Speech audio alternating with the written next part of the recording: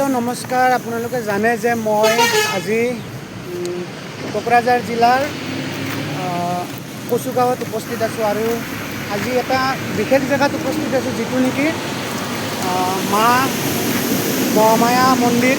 গতিকে বলক ভিতৰৰ দৃশ্যটো এবাৰ দেখাই দিছোঁ।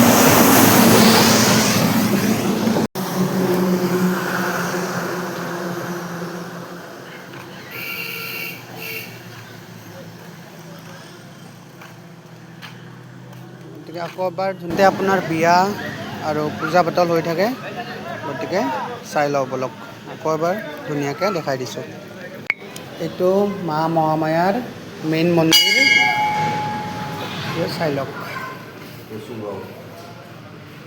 এইটো ইয়াত বিয়াও হয়, বাৰ্থডে চাৰ্থডে হয় চাগে, বাৰ্থডে বিয়া চবখিনি হয়।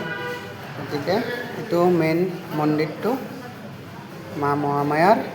বলক নেক্সট মন্দিৰটো দেখাই আছোঁ। আৰু ইয়াতে বিয়া চলি থাকে, গতিকে বিয়া হৈ আছে এখন। আৰু হৰ হৰ মহাদেৱ, এইটো আমাৰ মহাদেৱ বাবাৰ মন্দিৰ। যিহেতু মই মহাদেৱ ভক্ত, গতিকে মহাদেৱ বাবাকতো দেখাবই লাগিব। হৰ হৰ মহাদেৱ।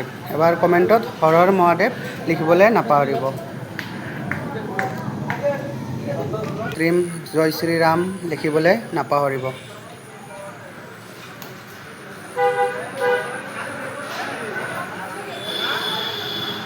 আৰু মই মিনি ব্লগটো এইখিনিতে সামৰি কৰিম। আৰু দুটা মন্দিৰ আছে, বলক দেখাই আছোঁ। আৰু এইটো আপোনাৰ কচুগাঁও মানে হাৱৈৰ লগতে লাগি আছে মা মহামায়া মন্দিৰ। গতিকে আপোনালোকে আহিব পাৰে। লেটছ গো।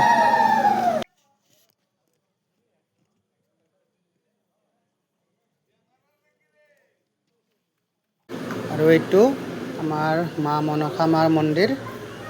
এবাৰ কমেণ্টত সকলোৱে মা মনসা বুলি লিখিবলৈ নাপাহৰিব। আৰু এখেত পূজাৰী হয়। আৰু এইটো আমাৰ গণপতি বাপ্পা।